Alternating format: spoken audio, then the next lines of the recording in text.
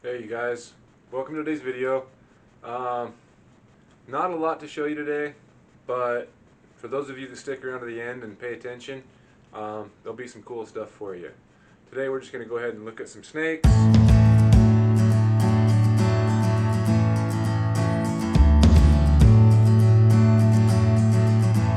Okay, so first thing we'll do is we'll just come over here and we'll start pulling out our future breeders for next year.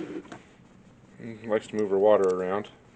This girl here is our black pastel female. She is currently sitting right about 1,250, 1,300 grams.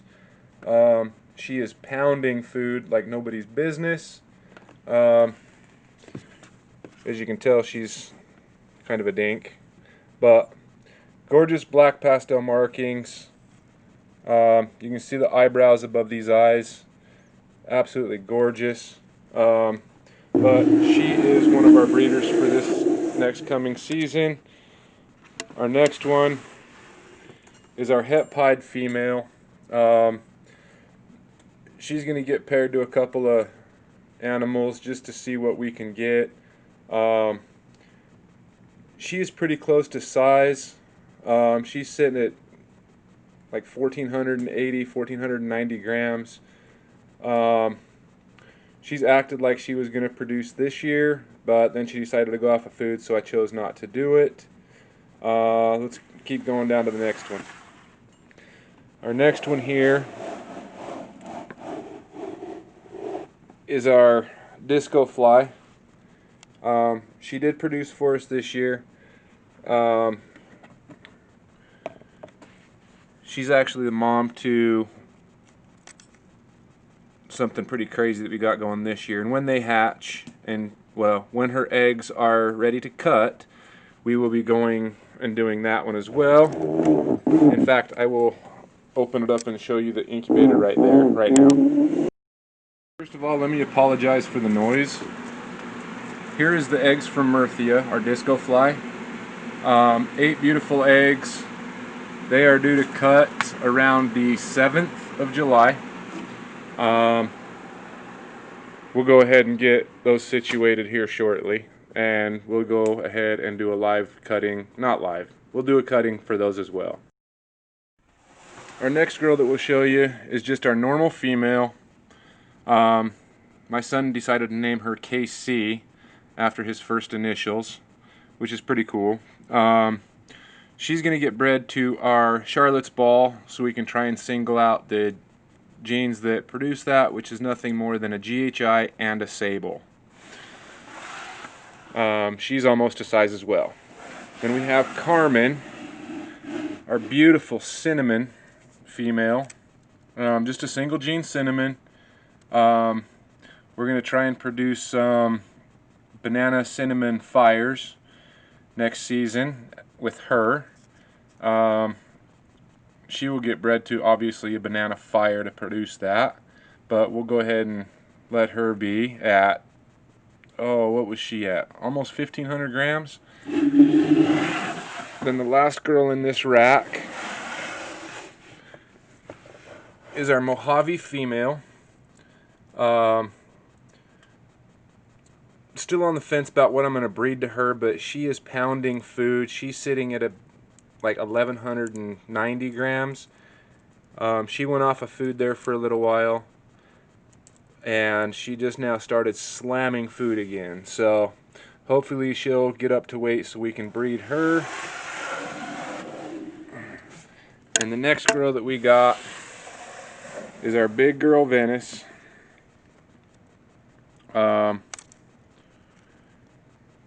She is pounding food again. She did give us 8 beautiful eggs this year.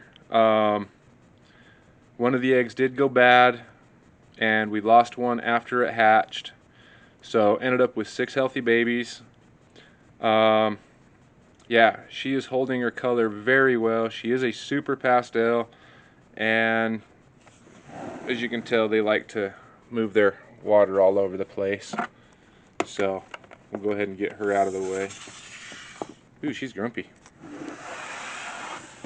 Our next one, this one has bred. she may not go next year. Oh look, got a fresh shed in there. That is her pre-lay shed. So we got about 30 to 35 days, and this beautiful lesser female will be dropping her eggs, and if I calculate right, that should be about August 1st is when she will drop her eggs. Hopefully it's sooner, but she was bred this year to a Mojave male. I'm not going to mess with her too much, but she's bred to a Mojave male so we can try and produce some Mojave lesser bells. This next girl is our pastel pinstripe, and as you can tell, she's ready for some more food. 2 days after she laid her eggs, we got her all cleaned up. She immediately started pounding food again, and I absolutely love that paradoxing right there. She did produce, she laid 6 eggs this season, one of which was a slug, and then we lost a banana pinstripe male that came out, but the other 4 are doing well. Some of them are trying to eat for the most part. They're kind of being picky, but she is going to get bred next year to a Mojave so we can produce some jigsaw blasts and jigsaws. Those are for future plans as well. This girl here, I thought she was gonna go this season. She did not go. She decided to absorb her follicles or whatever it is they do, but she is just a het albino female. She's got really, really cool coloring. Not a lot of typical yellows and golds that you see in these, but she is just a normal 100% het albino. She's a proven breeder.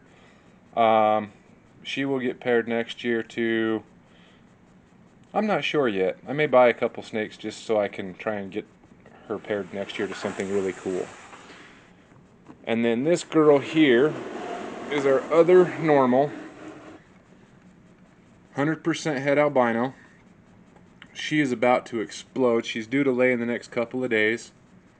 As you can tell back there in the corner, she's got a little bit of urates back there, but she, like I say, she is due to pop any day. Comment down below and tell me how many eggs you think this girl will lay, and when she does lay, we will do a video about how many she has and setting those up. Let me see if I can get this down there so you can kind of see this V that she has going on in her body.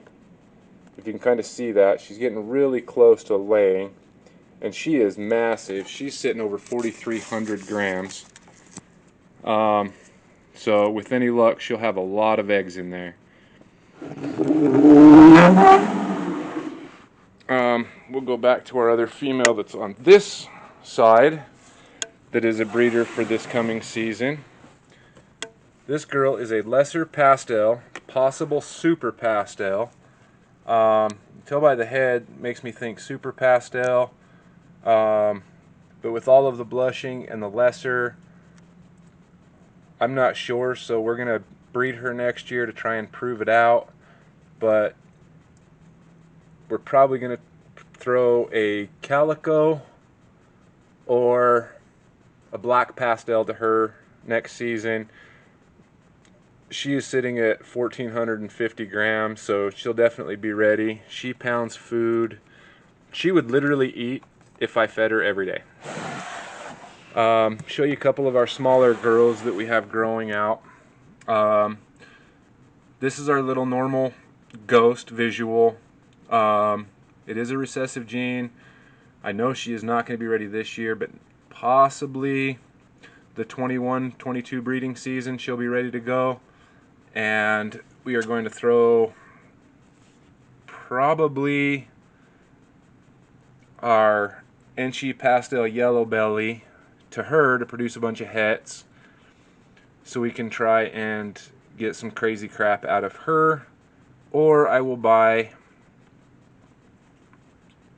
a pied het ghost to put to her to try and produce some ghost het pieds, but we'll see what happens in the future with her.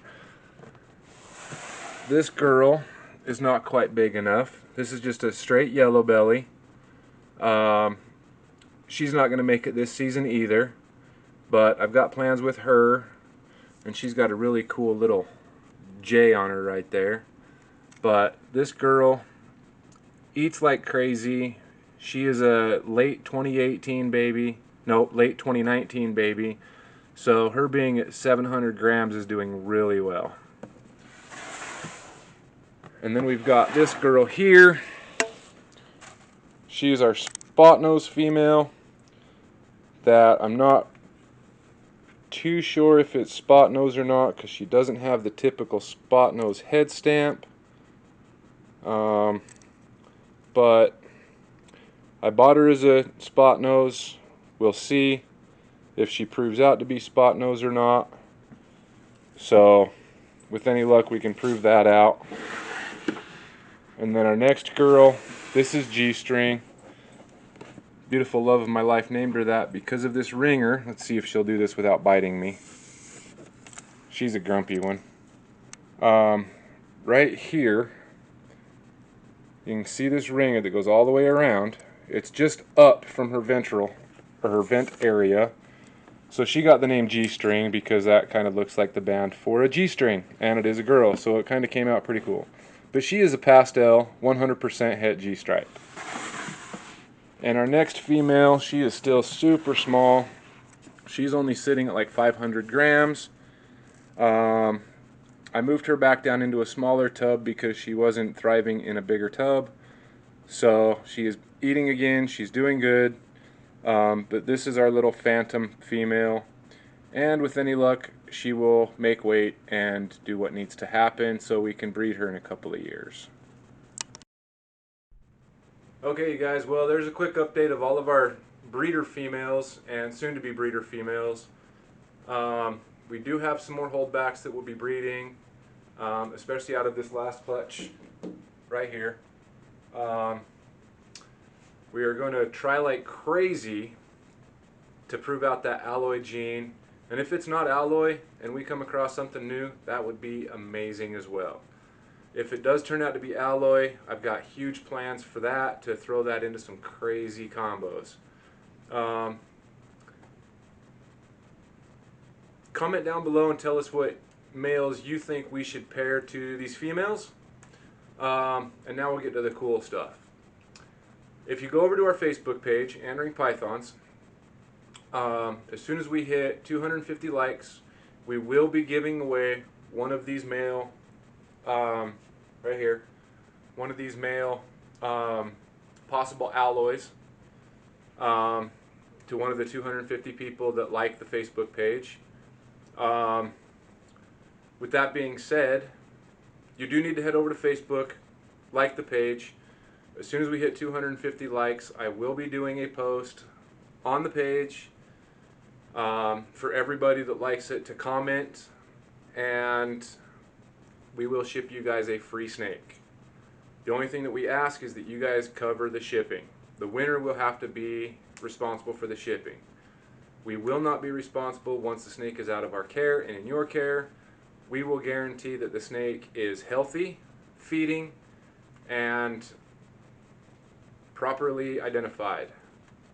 I will send you guys a feeding card. I will send you guys any other information that you guys would like, but it will be a male and it will be a possible alloy, so you can get him to breeding size probably pretty dang quick, so you guys can have a chance to try and get into that gene as well if this is what it comes out to.